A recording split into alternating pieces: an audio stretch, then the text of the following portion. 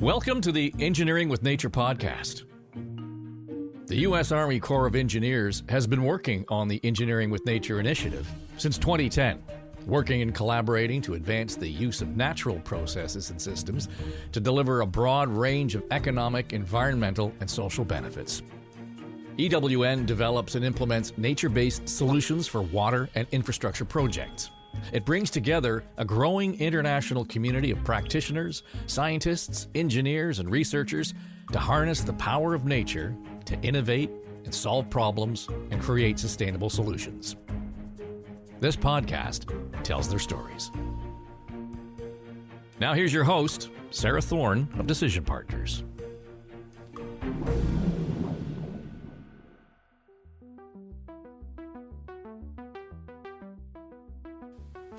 Over 40% of Americans, that's 130 million people, live along the coast of the United States. And that high concentration of people is putting a lot of pressure on sensitive coastal ecosystems.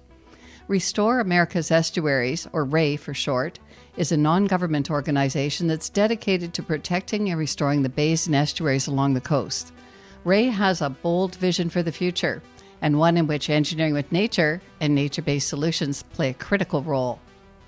Welcome to Season 5, Episode 7. I am thrilled to welcome my co-host, Jeff King, who with the recent retirement of Dr. Todd Bridges, is now the national lead of the Engineering with Nature program. Jeff, congratulations. Sarah, thank you. And yes, it is a great honor to now lead the Engineering with Nature program and to also continue our efforts to innovate and advance the use of nature-based solutions.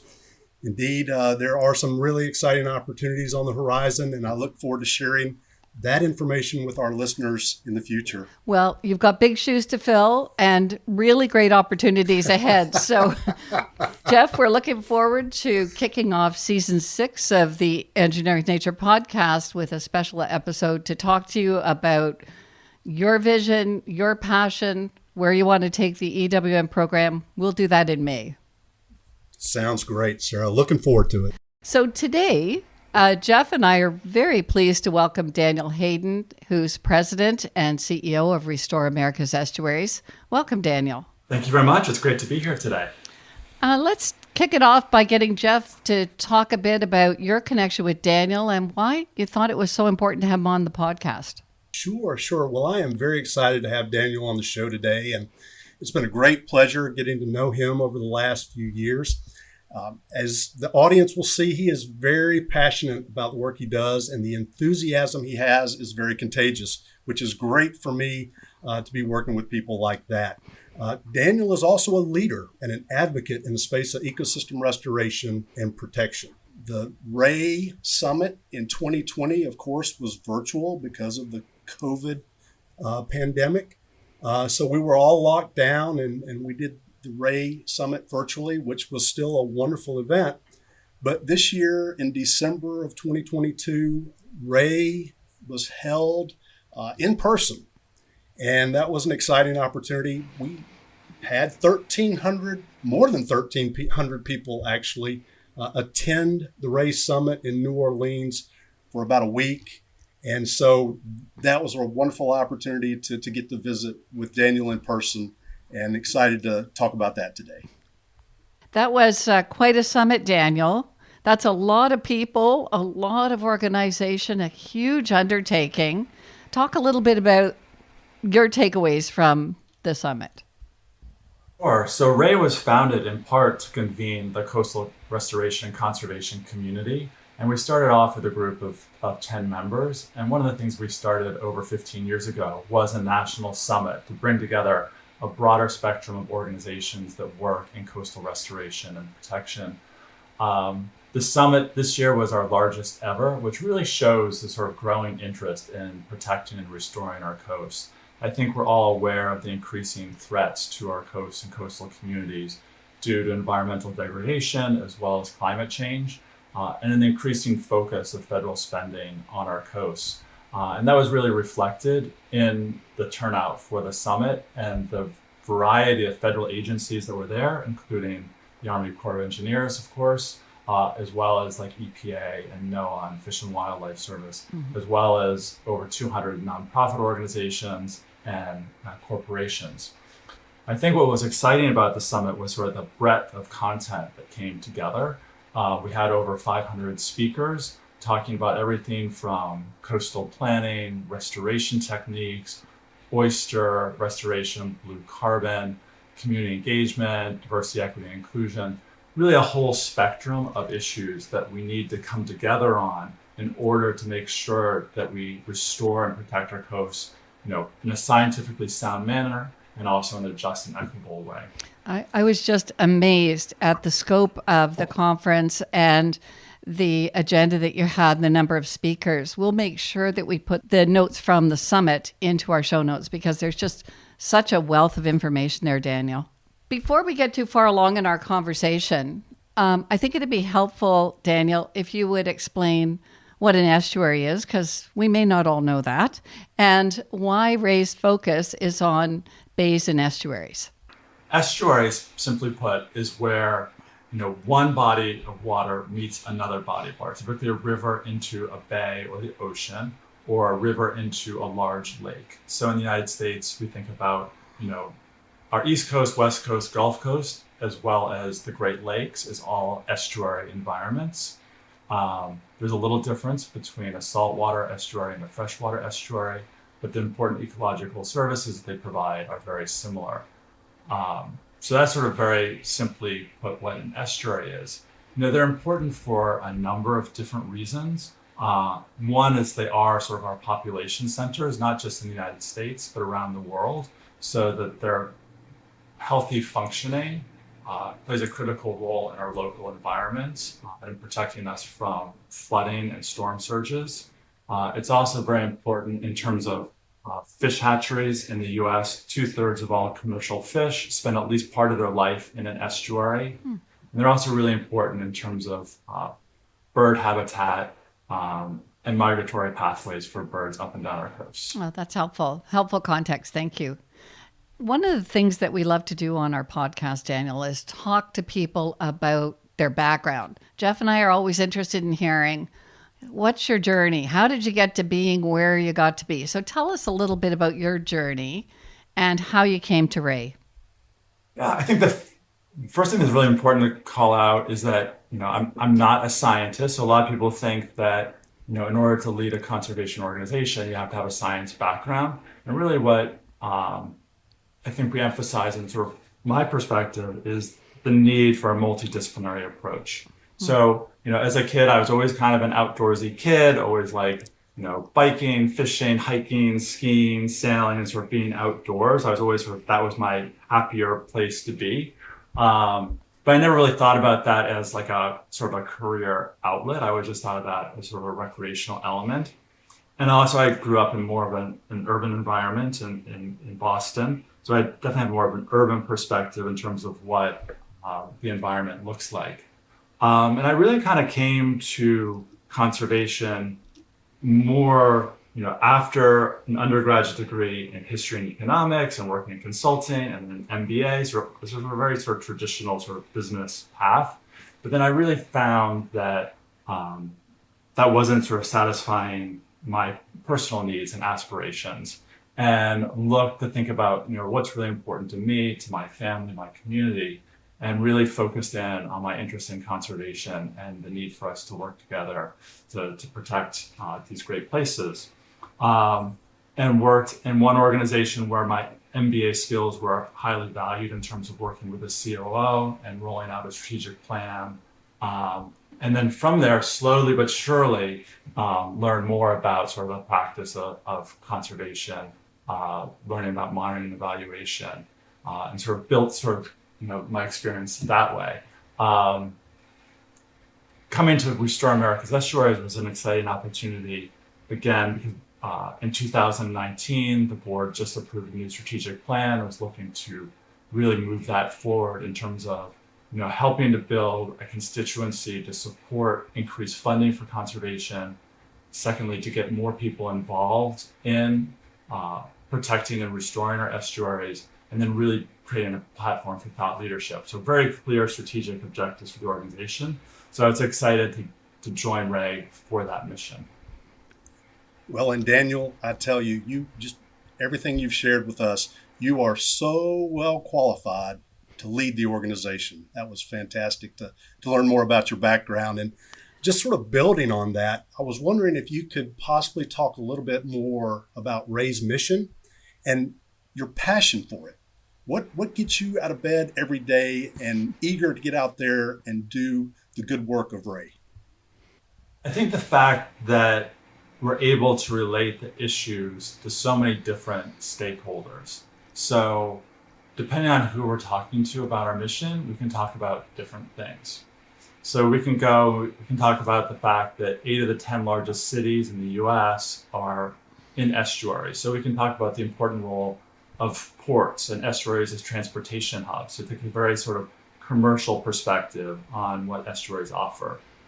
We can also go to a fishing conference or a hunting conference and talk about the need for open spaces, or we can go to an urban planning context and talk about the need for urban waterways and parks. So there's a lot of different benefits that we can communicate. Right. And it's really exciting because it's something that can really bring together society around something that's very important. And everyone's going to gain from our investments in improving our coasts.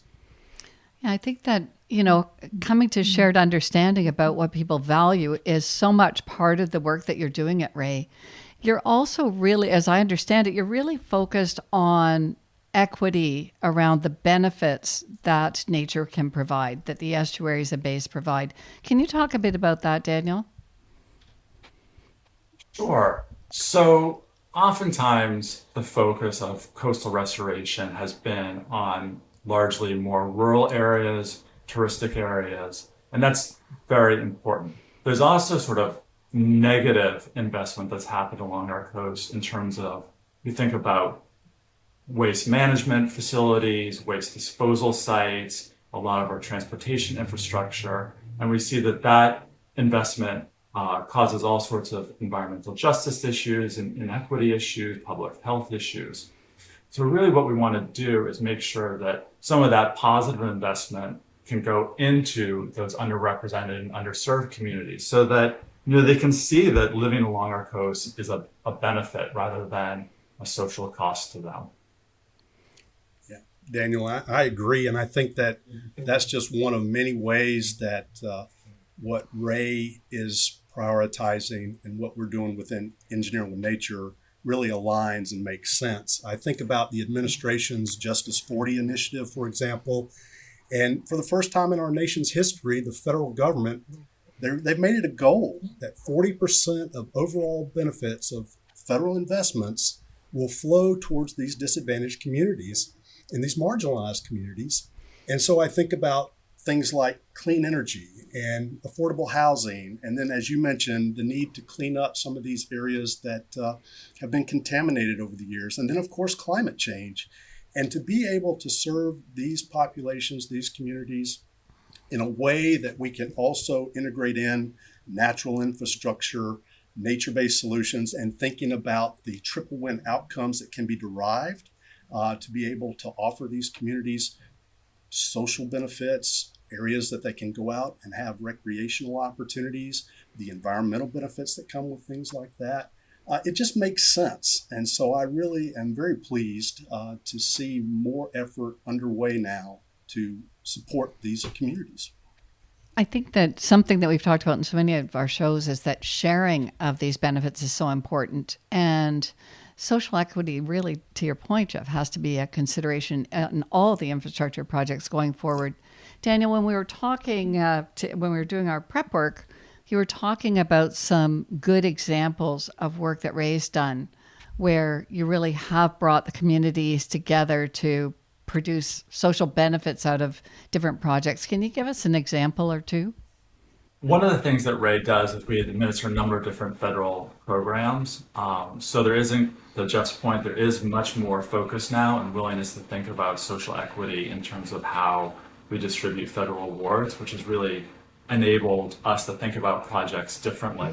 One thing that we do as an organization that's helped that is thinking about how we manage federal match. And we're able to take some of the overmatch that we get from some of our projects and apply that match to communities and projects that can't have the match. And it's one of the benefits of sub-awarding federal funds to an organization like Restore America's Estuaries. And really that's lowered the barriers, the types of organizations that can apply for federal funding. And so we've been really pleased that a number of our programs have seen an increase in the types of organizations who are applying for awards. One organization that we worked with through the EPA is the Lowlander Center in Louisiana. The Lowlander Center represents a number of tribal organizations in South Louisiana. And they have a layered sort of approach to what they're trying to accomplish. A lot of their sacred burial sites are threatened by climate change. And if they don't do anything, they will lose this important part of their heritage and our nation's heritage. And so what we're doing with them is a multi-stage project. They're focused on where their burial sites, how can they protect them, but they're also looking at the impacts of climate change and rising sea levels, and looking to fix the channels that are causing the inflow of water into their community, and those channels were created largely by the oil and gas industry and part of the exploration process, and most of those are no longer being used. So they're going through the process of rechanneling that water to restore the habitat and also to avoid damage to their sacred sites. So that's one example where we can think about very traditional sort of conservation benefits happening, as well as thinking about cultural heritage and environmental justice. Another project that we're working on is in the city of Brockton in Massachusetts, where there's an abandoned rail site. And through that rail site, there's a small tributary, Trout Brook, that flows into the Narragansett Bay. And we're working with the city of Brockton to think about the redevelopment of that site to include the rehabilitation of Trout Brook, having a nice sort of softened infrastructure around the site and preparing that site for future development. So you can kind of see that the benefits of these types of projects can go to sort of traditional heritage issues, as well as economic development. But sort of central to both are highly functioning ecosystems. So you actually have your teams going in on the ground and working in the communities to really conceive of these projects in the broadest possible sense. Is that correct? I think what's important is actually that the communities are developing these projects and presenting them. And so It's not RAE as a national organization saying that these are priorities for community, but rather communities are saying telling these you are priorities for communities. And so I think that's really the important part of how to think about developing more equitable projects is who's at the table and advocating for the projects. Great point. Yeah. I tell you, Daniel, every time I have a chance to catch up with you, I always learn more about what RAE is doing. And it just gets me more excited about all that's happening with your organization and how you are there supporting communities in so many different ways.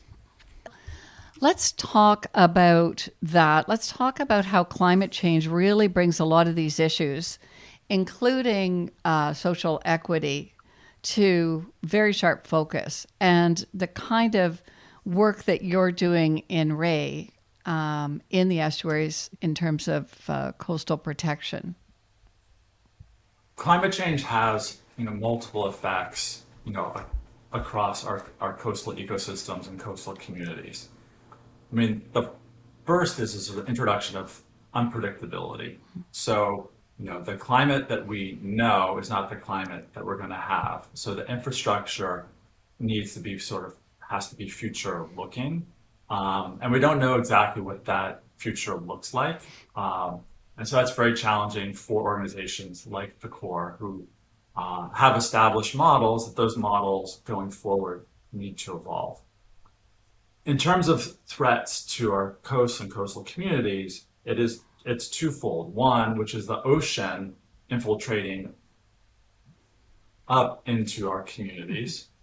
So we have rising sea levels that will affect, in particular, East Coast communities. We also have increasing storms, which we've already seen the damage done by Harvey and Irma, and the list goes on in terms of multi-billion-dollar storms and the effect that has on our economy, and more importantly, on those communities. So that's sort of the threat from the ocean side of things. But we also have the threat of unpredictability of rainfall. So oftentimes we think about coastal flooding. A lot of that flooding is coming from rivers that don't have insufficiently managed the increased flow. And then what we also saw over this past summer is droughts and how that's affect navigation in places like the Mississippi River. So whether it's too much water or too little water, those affect us economically as well as the ecosystems that depend on sort of a predictable flow of water. Yeah, and Daniel, I appreciate how you just described that, because it really is a multi-hazard world that we live in now. And as you mentioned, climate change really does create a lot of variability in the system and in various ecoregions. And so we do have to be thinking well out in advance of what we are currently seeing to anticipate what those needs are. And certainly, this is another area, I think, where our missions align. And so the idea of partnering and collaborating, Engineering with Nature and RAY, it just makes sense. I mean, if you think about RAY, it has a very important mission to protect and restore the bays and estuaries. And these are vital resources to our nation. And so then think about what you find in those systems. We're talking about things like freshwater wetlands, coastal marshes, island habitats, maritime forest, reefs. Well, all of this is natural infrastructures, and these features are generating tremendous value when we think about coastal communities and offering those natural measures for creating resilience, in addition to, as we've talked about, the environmental and social benefits. So we are in lockstep, Engineering with Nature and RAY, in how we look at and value these resources. Absolutely, I couldn't agree with you more. We did a report a few years ago on the economic value of estuaries and really highlighting a lot of the values of estuaries can be measured in terms of commerce, tourism, transportation. We can put concrete numbers on those things, but some of the soft things that you just mentioned, Jeff, in terms of the recreational value, the benefits to people of being outdoors, to having a variety of places to visit, is much harder to measure, but really needs to go into how we think about managing our coastal resources. That simply because we can't put a clear dollar value to it doesn't mean it's not important. There's so many synergies with the work that you're doing. I'm interested in talking a little bit about what's the future vision, Daniel. What do you see going forward, and what's the opportunity to do more, as Jeff says, partnerships with the Engineering with Nature program? The opportunities are tremendous. I think that there's a couple areas to focus on. Is that think about the amount of infrastructure that the country needs to maintain and rebuild and expand over the coming decades and future generations, and to really be very thoughtful about how we do it. That as we sort of invest in our future, it's not about rebuilding what we had, but thinking about making sure that infrastructure reflects the climate and the economy we want to have for the future. So we really need to rethink through how we are designing our cities, how we design our ports, how we think about stormwater management, waste management, in order to create the multiple layers of benefits that we need. We know we need this type of infrastructure, but we also know that we can do it in a way that improves the environmental health and improves the health of people and makes our communities more livable. Absolutely. And I think one of the things that you said earlier about really working with the communities, really getting down to the grassroots, It's got to be a key to success going forward. Maybe you could talk a bit about that. From like a national like policy perspective, we can think about sort of these cross current themes of the need to rebuild infrastructure, adapt to climate change, build sort of a future economy. And all those sort of are important framing for issues. But it's going to translate differently to different types of communities.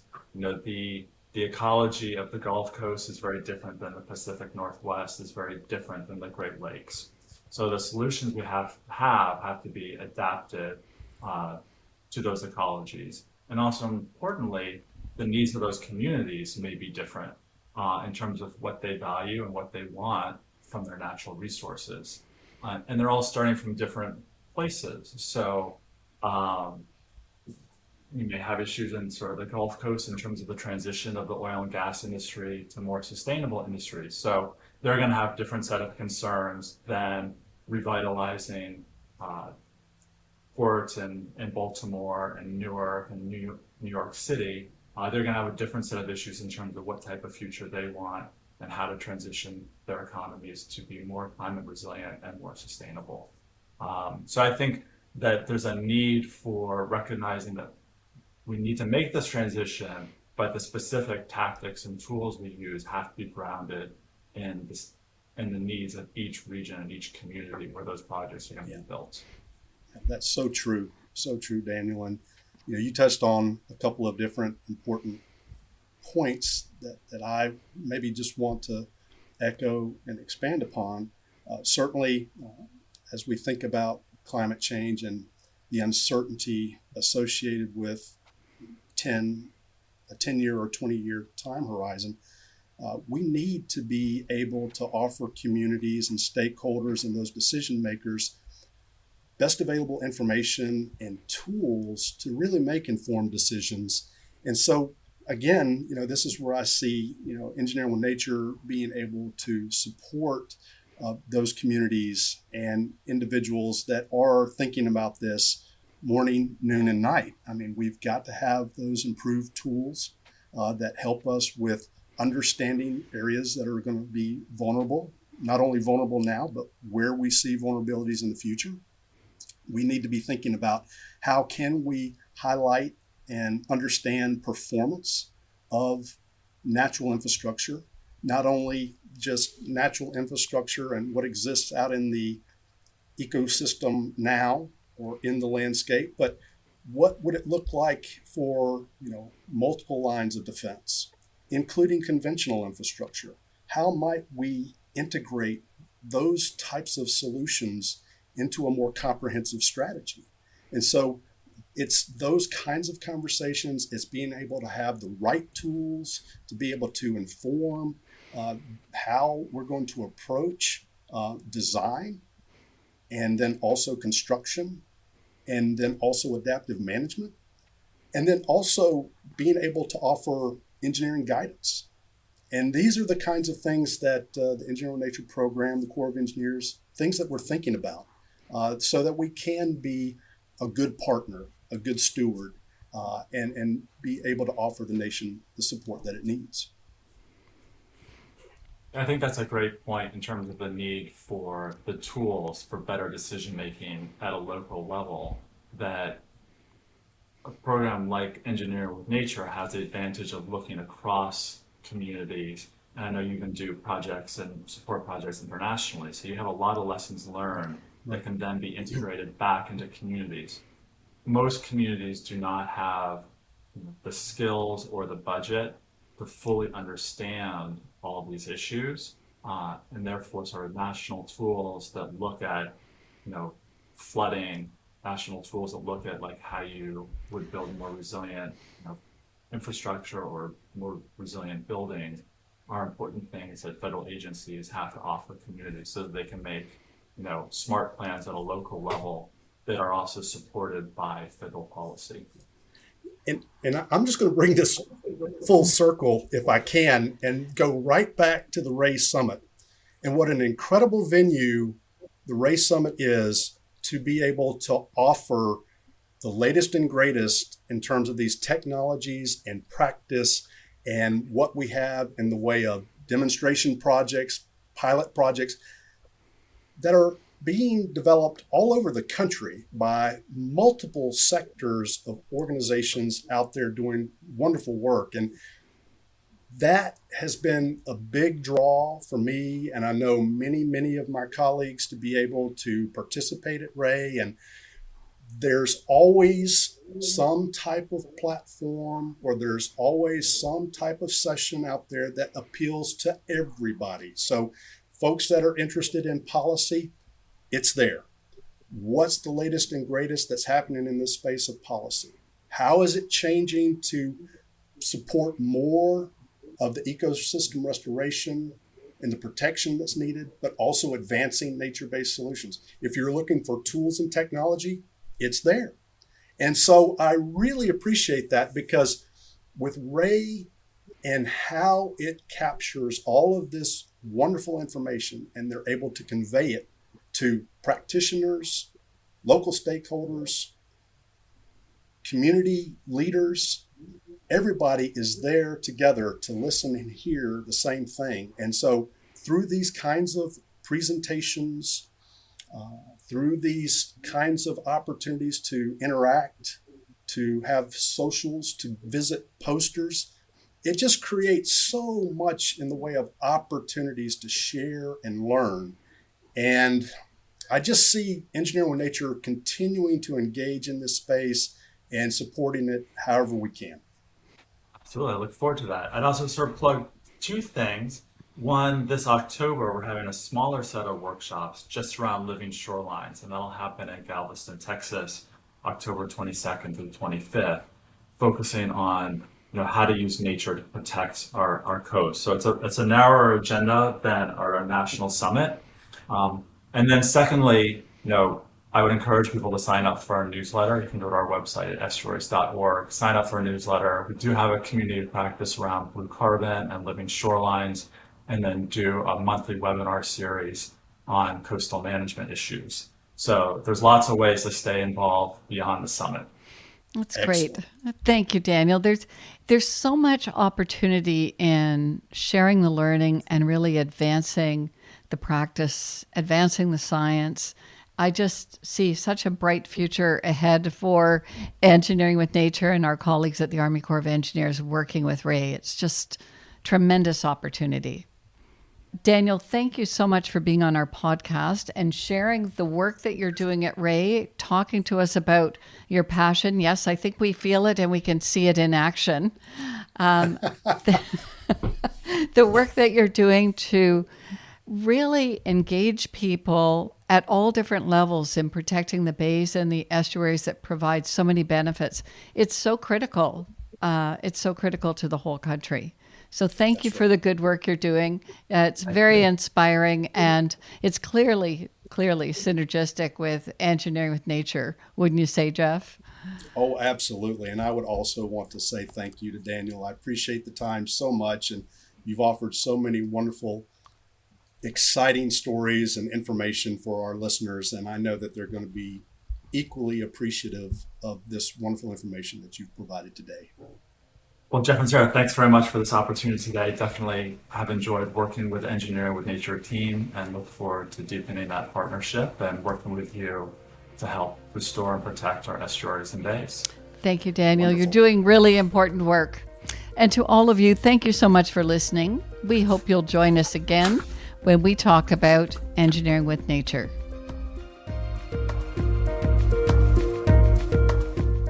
The EWN podcast was developed by Sarah Thorne and Jeff King, Deputy National Lead, Engineering with Nature Initiative, U.S. Army Corps of Engineers.